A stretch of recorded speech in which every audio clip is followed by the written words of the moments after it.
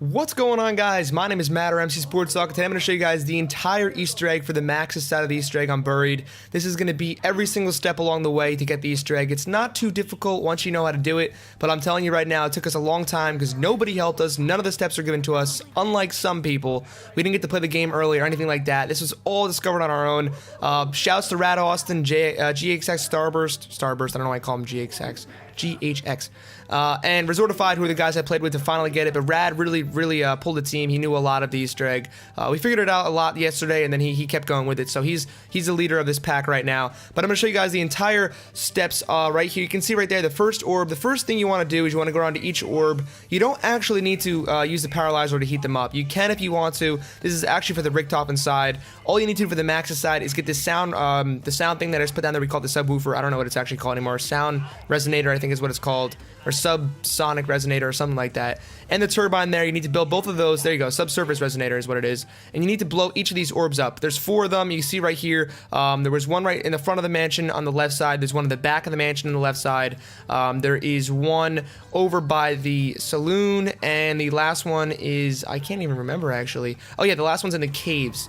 So that's going to be the 4 places you want to go over and blow those up. I highly suggest getting 4 people that you're comfortable playing with. You're going to need to work together a lot on this, especially towards the end of the Easter egg. You really need teamwork. You really need to coordinate and cooperate and communicate, the 3 C's, to get this done correctly and get it done so you guys can get all the perks. And you'll see at the end, we do get all the perks, and they are permanent. When you go down, when you even die in the round, you get them back next round. They're there forever, just like the Moon and Shangri-La ones, which is very cool. And the perks are awesome. You literally have a beast mode once you have the perks. If you have the paralyzer and all the perks, I'm telling you right now, you could last over around 100. Anybody could. It's really easy mode once you get those kind of super power perks going there. So here's the last orb. You're going to see me blow it up right here.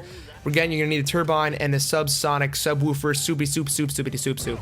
Next step is there's going to be a floating lantern right there, and you need to grenade it out of the air. It's actually not as easy as you may think. I can show you right here. It looks very easy to do, but I clearly can't get it done. So Starburst actually gets it done over here in a second. And once you do that, you basically cook the grenade, you knock it off the ground, or knock it off the air, and it's going to fall on the ground, and someone needs to pick it up. Now you must secure the lantern to ensure that it is not used to advance Richtofen's plans. Nobody else want The lantern is a this? vessel for energy, the energy contained within all matter. You must find a method to manipulate the power of the undead. Their energy may provide vital fuel for the lantern. So as you just heard Maxis say, after you pick up the lantern, you need to power it. And the best way to power it up is on the same round. You can see right here, we're only in round 2. It's better to do this on lower rounds. It's easier for everybody, especially if you have points in the bank. Go take those out and do it on the lower round. You do need a couple weapons. You're going to need the time machine or the time bomb, the paralyzer you're going to need, and you're going to need the ray gun as well to blow up the Falons. But basically what you want to do here is you want to feed this guy some candy so he goes and wrecks the zombies, because what's going to happen is once he kills these zombies here, they actually respawn again. They don't actually die, and that's the best way to get the lantern filled up. You can kill them as well, that works too. Once you have the lantern powered up, you're going to go over here and put it on this roof right here, right by the saloon, and you'll see that cipher appears. And that cipher was very difficult to figure out at first, but someone figured it out, and basically it correlates with these different signs in the cave, in the tunnels, and there's about 6 or 7 different signs, I believe. There's only going to be 3 lines of the cipher. Basically, you coordinate the cipher with the signs. You need Galvanuckles to go and punch them, and you punch the 3 correct ones in order that they are shown on the cipher, and you will have them lit up like that. Once you do that, you need to take this powered lantern, and you're going to have a certain amount of time where it's charged. What you want to do basically is you want to run it, have 3 trains running. We have 1 train by the saloon, one in the barn, and 1 over by Jug. And you have the person come down from the caves with the lantern that's charged, and you're gonna have to run over the zombies until their arms glow like that. You can see right there that they're glowing. And basically, once you get them all to glow without any of them going out, you're gonna come over to the noose that you built in the very beginning of the game, and you're gonna put the lantern on the noose, and it's gonna light up. And if you do that correctly, it should look like it just looks right here. So for the last two steps here, I highly recommend you get your big friend here to hold one of the crawler zombies that you have. And basically what you do to that is you get a crawler zombie, you get some candy, feed the big guy the candy near the crawler, and he'll pick him up and babysit him. And that makes your life a lot easier for these last two steps. If you have to have a crawler with you, it's a little more difficult to do this last two parts, but I highly suggest doing that. It's really simple. It's really cool. The crawler will not die for a long time, and that's what you want to do. So you can see right here, there's 3 bells, and there are 3 separate locations that each of your teammates are going to need to go to, and you want to have one guy go into the mansion and correlate these bells with each of the locations. It takes a little while to figure out. Each one has their own specific sound to the guy in the mansion, and you basically need to communicate and figure out which ones go where at which times. If you do it right, it's pretty easy as long as you communicate with your team. Once you're done, you can hear this sound right here.